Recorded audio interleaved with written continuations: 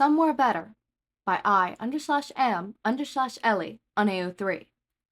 Episode 56, Chapter 11, Great Expectations. Katsuki couldn't remember the last happy memory, not since he's gotten his powers. There had been times when he was younger, before his quirk came in, where his attitude could be described as spunky and not cruel, when he had looked forward to seeing Deku every day, to going to the park with him after school and daydreaming about being heroes, when his mother would smile at him, joke with him, run a hand through his spiky hair, and look at him as if she liked him, and didn't just love him. When he gave his dad hugs goodnight, and being held to his feet by his best friend wasn't a sign of weakness. Then dozens of little sparks exploded outwards from his palm, tiny bursts of fire that smelled like caramel and made his shoulders ache. Then everything changed. Everything. Something had shifted in his life, in his house, in every little movement, every stray detail. The world seemed sharper. No, deadly. There was something odd in his mother's smile, now where there had been nothing but love and adoration before. Hesitation in his father's movements when he hugged him. Wonder in Deku's every movement, every word, like he thought Katsuki was important, like he was built for something greater. After his quirk had come in, there was nothing but fear, a cold vice over his heart, cloaking his mind, sharp, like the thin edge of a knife, the jagged end of a broken bottle, or a sharp tooth. It was like everything in his life, everything around him, had been filed to a deadly point, like he had to be careful where he stepped, lest he bleed. Nothing was safe when it came to the adoring glances, the bright grins, the praise. Nowhere was he free. The subtlety in their voices, like they could see something about himself that he couldn't, like they already knew where he was going to end up. That was something Katsuki hated. He liked the praise, sometimes. Praise of his quirk, of his grades, of his appearance, physique, anything. Sometimes he was able to take it in stride, let his chest grow with pride, and grin the grin that made girls at his school blush, and the older woman coo. And sometimes, when he got the pride, there was nothing but a sense of being powerless. Sometimes when his mother ruffled his hair after he brought home a test he had aced. Good job, brat. All he could be reminded of were her odd smiles, or when she would falter him for being weak. A big, strong quirk, and you can't do something as simple as this. Didn't you say you wanted to be a hero? Come on, Katsuki. Or when his father talked to him about heroes, told him he would be better than them all, that he just knew it. All Katsuki could remember was his father scolding him for his mistakes, looking at him with such exasperated and disapproval, or when he would refuse to hug him, because his mother thought it made him look like a baby.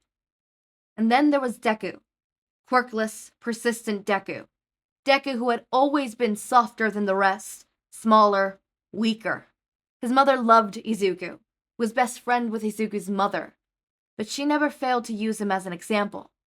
I swear, sometimes I can't tell the difference between you and little Izuku when you work. And he's quirkless. Do you just enjoy acting weak, Katsuki? Do you enjoy it? A lot of the time, he could feel her breathing down his neck at every compliment. That little whisper mantra right in his ear, saying, "You're good, you're great, you're so good, but you need to be better." That had been the first time he hit Izuku, when he had pushed him down and yelled at him to get away. He could remember the tears that had welled up in the boy's eyes, clear as day, and Katsuki had half the mind to help him up, to apologize, to take him home and bandage the scrapes he had gotten on his elbows. But apologizing was like admitting he had made a mistake, admitting he was weak, and Katsuki wasn't weak, and the whispers had stopped. They hadn't gone away entirely, but they lessened a bit. They had stopped. For a brief, precious moment, they had stopped. And in Katsuki's young mind, that had been the only thing that mattered. He left Deku in the playground, He walked home with a broad grin on his face.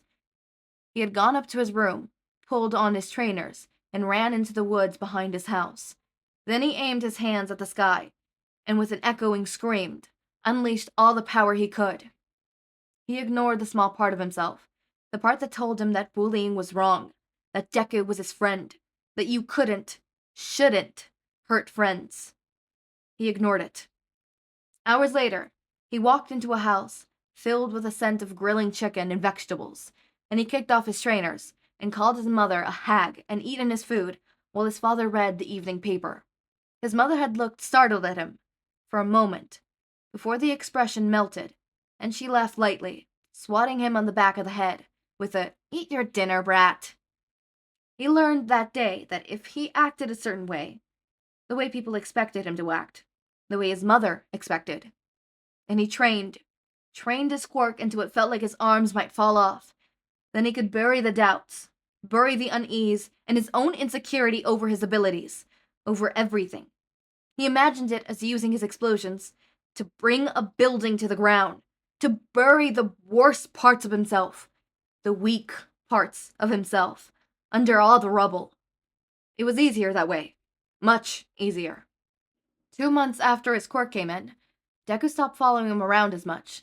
He was still there, but he'd stuck to the sidelines, merely following along in the background. There weren't compliments.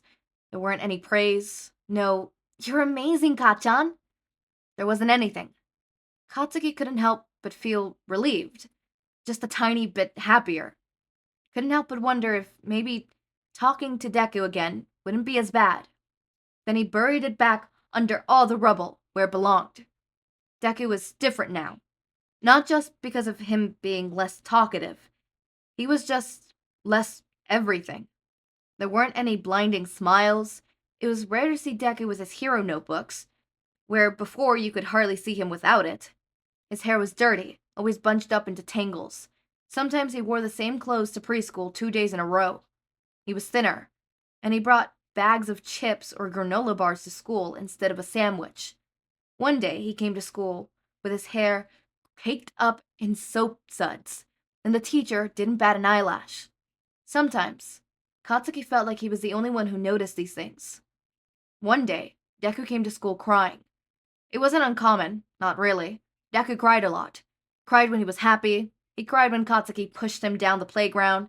He cried when he was scared. Cried when he was sad. He always seemed to be crying.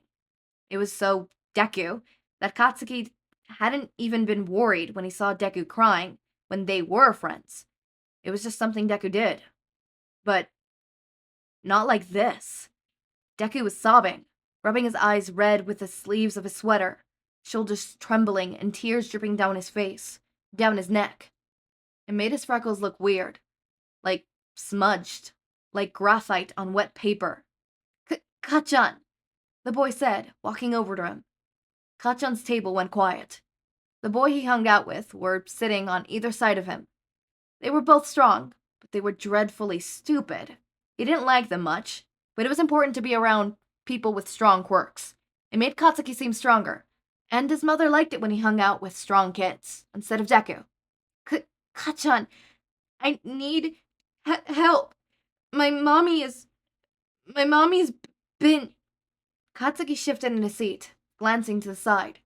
One of his friend's wings was flapping lightly at his back, and he was looking at Deku as if he found the crying funny. He flapped his wing harder, like he was trying to scare him. His other friend was just grinning. They both thought it was funny. Katsuki just felt uncomfortable. Instincts were something he had learned about on the internet. Katsuki had never had a real interest in animals in the slightest, but he used to like hippos, for their mantra and their power. He read about instincts, about how hippos' instincts told them to adapt a deadly foe, or when to find food. Instincts were what kept hippos and other animals alive. Katsuki's instincts were telling him to run away or demand from Deku what was wrong, just so he could figure it out and get the stupid nerd to stop crying. But what Katsuki had learned about everything, what Katsuki had learned about himself, about his parents, about his friends, the separate persona in his mind, the persona that was slowly melting and forming like wax, weaving its way onto his personality, telling him what to do, what everyone expected from him. It was telling him something entirely different. It sounded like his mother's voice. "I can't help you, Deku. Go away," he said, turning back to his table. They were coloring. That was all they really did at preschool, color, and learn the basics of kanji. Not that any of the idiots ever remembered it, but Katsuki always did. Katsuki remembered everything. "Kachan, please," Deku said, again, and one of the boys right across from Katsuki snorted. Katsuki felt the fear, that helplessness spark back up inside his chest. Deku was near him, asking him for help. Would that make them think Katsuki was weak? Would that make his mother think Katsuki was weak? "Just go away, stupid Deku!" Katsuki shouted, clenching his fist tight. He could feel tiny explosions, tiny sparks, popping their way from his fist. His fingers ached. A combination of the slight grip he held on his desk and the use of his quirk. His hands always hurt when he used his powers. There was no avoiding that. In training, when his hands started hurting, he would push himself, create bigger explosions, larger blasts of heat and burn and flame, until his hands were scorched and his sleeves were singed, and that little voice that told him that the pain was weak in his head was gone. Because Katsuki was not weak. He would greet pain with open arms. Deku broke into another round of sobs, his arms going up to cover his eyes, as his shoulders shook, and the boy ran away. Then there was a new pain, somewhere deep in his chest, something that sat right next to his heart, something that would later nestle itself, claim space like a seed sprouting roots, never to go away. That feeling would stay with him for the rest of his life. Katsuki only ever got a name for this feeling over a decade later, when things had changed and people were there, and Katsuki pulled himself out of that rubble. Guilt. This thing that had permanently nestled its way beside his heart was guilt. When he completed the walk home, his mother was in the kitchen peeling potatoes. She was muttering under her breath, like Deku did sometimes. But her voice wasn't contemplative. It was angry. Deku's voice was never angry. Not unless someone else was hurting. Her eyes were red, like she'd been crying, like she'd been upset moments before. His mother didn't like crying. At least Katsuki didn't think she did. She said before that she hated it when his father cried, and when Katsuki cried. Maybe sometimes people just couldn't control it. "Hey, hag, I'm home." His mother cursed loudly, startling, and the knife she had been using slipped right off the potato and embedded itself right into the fleshy part of her palms, right below her thumb. She hissed, dropping both the knife and the potato into the trash can she had been peeling over. Blood pooled into the small cut in her palm. Katsuki knew that he inherited much of his appearance from his mother. How smithen he tended to grow, his hair, his eyes. His father liked to compare his and his mother's eyes to rubies, shining in the dark. Those comparisons had been made before his quirk came in, and everything his father did around him became hesitant. Katsuki didn't think his mother's eyes looked like rubies anymore. He thought they looked much closer to the blood dripping from her palm in the trash can. "God damn it, brat!" she barked, and it was like a slap to the face, shocking him out of the stupor he had been in at the sight of her blood. He unfroze. He ran and started digging through the cabinets before giving up and opening a drawer, and there. He ran back towards his mother, pressing the towel to her palm. She snatched it from him and pushed him away, and Katsuki stumbled back. "Fuck, Katsuki!" his mother hissed, blood dripping onto the floor. A single drop. It stained the white aluminum and quickly dried. Katsuki wondered if it would be hard to clean later. "Fuck! It's on my shirt! What the fuck were you thinking?" Katsuki still wasn't sure what to say. Not with his mother's blood staring right at his face. His mother's blood. He's never really seen blood before, and certainly not this much. He's never even gotten his blood drawn at the doctor's office. There was something about seeing so much blood, about seeing so much blood at once, that made him feel ill, that made him feel scared. Would his mother bleed out, like the ladies in the shark movies? Would she die? Was his mother going to die? Stupid brat! His mother groused. She stood up, pushed past him, and ambled towards the bathroom. Katsuki stared after her. Then he remembered himself. Whatever, you stupid hag! He shrieked, marching up the stairs towards his bedroom. Shouldn't have bothered! He heard a faint Katsuki Bakugo from the bathroom. Leave me the fuck alone! That was the first time he'd ever sworn, and it planted something uncomfortable and nervous in the pit of his stomach. A fear that he would get in trouble with his parents, because no matter how tough he acted, this was and always will be a big fear of his, disappointing the ones he loved the most. Anger replaced it moments afterward. He'd been sent to bed without supper. It hadn't bothered him much, since he'd eaten a big lunch. Riko had come to school with a stomach bug, so he'd given Katsuki his peanut butter sandwich and his apple. That didn't stop his father from bringing him a bowl of creamy potato soup 2 hours after dinner. As he shoveled down the soup, his father sat with him at his bed, probably trying to collect the dishes after he was finished eating to make sure that there weren't any spills. He noticed the smear of blood right on the back of his hand. A small part of his brain had said, "Oh, that must have come from when I was handing her the towel." Larger part of his brain was focused on the rolling in his stomach, the nausea making itself known, thick and ferocious. While he threw up in the bin, his father had held his bangs out of his eyes with one hand and had rolled circles in his back with the other. When he was finally done with being sick, angry, righteous tears had welled up in his eyes, and he had determined that his father get out, right now! When he finally left, Katsuki had balled into his pillow into an angry little fist and screamed into it until his voice was hoarse. No one downstairs had heard him. Okay, so we're getting insight on Katsuki and his development. So something that I love that I_am Ellie does is the fact that Bakugo behaves the way he is with the headcanon that I have. Like, this is my headcanon. The way that he behaves is because of conditioning as a kid, right? Kids do what kids see. Monkey do, monkey see, basically. And kids as young as 4 or 5, like that's what they do. Social norms, social rules, social constructs, all of that. All of it. Language, way of behaving, they learned it from their parents. And then sooner down the road, they start learning it from friends, from shows they watch and things they see. And then down or towards more down, teenage years and stuff like that, they start developing their own personality, their own their own sense of this is me.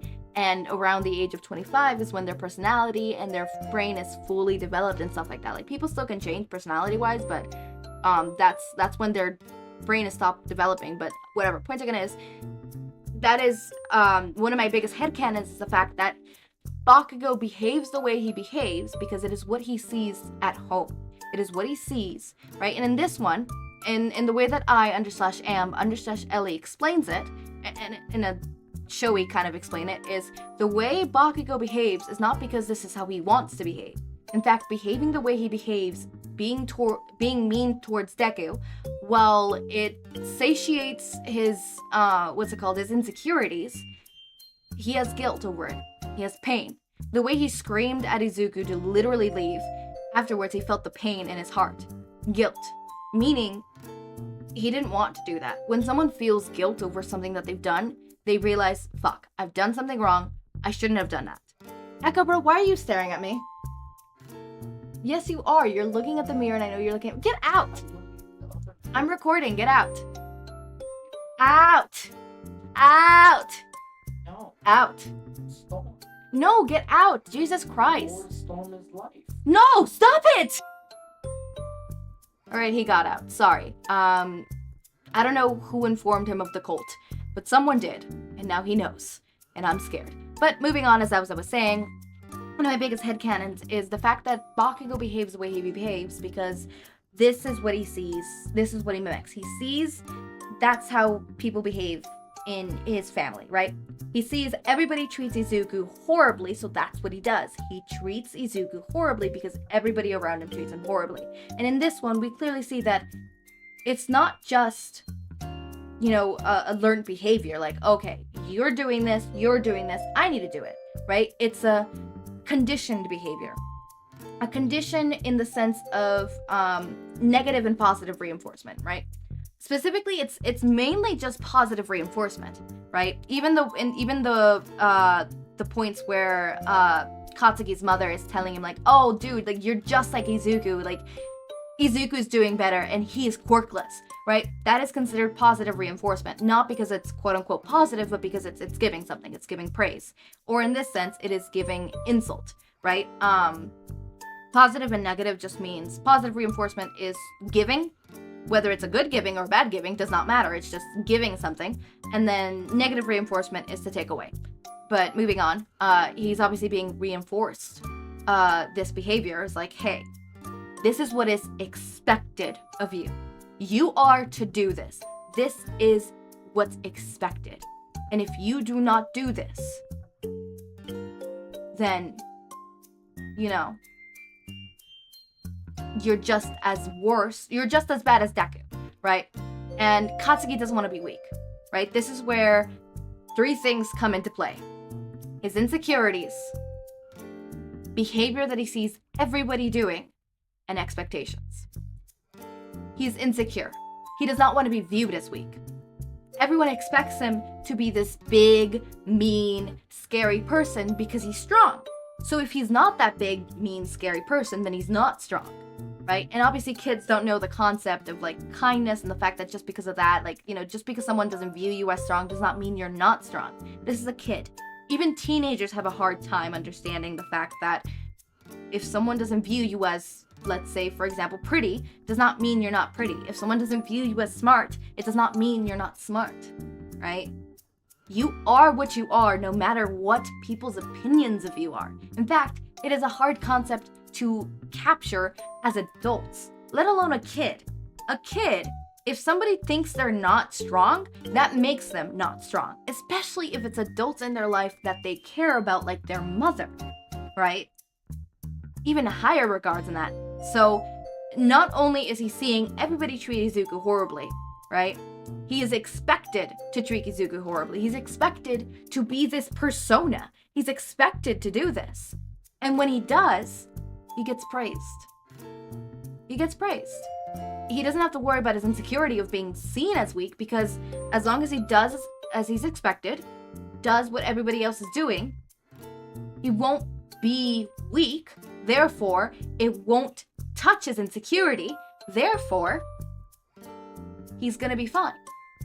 And unfortunately, that is what happened. I mean, it is one of my biggest headcanons that that's what happened with Bakugo in the canon, right? It's one of my biggest headcanons that maybe not like the combination of, like, what's it called? Just a simple fact of, like, behaviorisms, and probably people would praise him constantly, and he felt the need to uphold that praise, right? But not necessarily like someone being like, hey, you can't cry, hey, you can't do that, like someone coaxing him.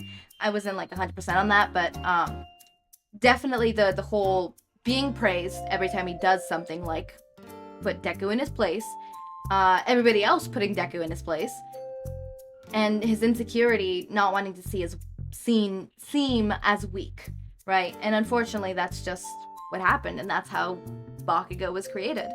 And clearly you could tell that, I'm not saying that this is, acceptable. Like, I'm not saying that just because this is how he was brought up, that he has a free pass, and that whatever he did in the future, which obviously in the future of the canon would be telling Izuku to, take a swan dive.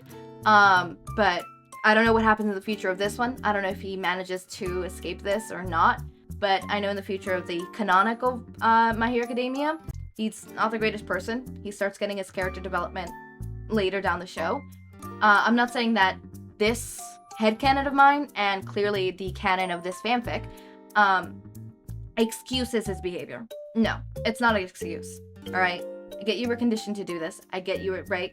But to a certain extent, you are in charge of your own actions. Right? At a certain extent, as a teenager, he should understand that you should not hurt someone. You should not do such horrible things to someone. And yes, it is mainly the fault of the adults who will let this continue on. right? It is mainly the fault of the adults. But Bakugo's not immune to all that fault either. We can understand him.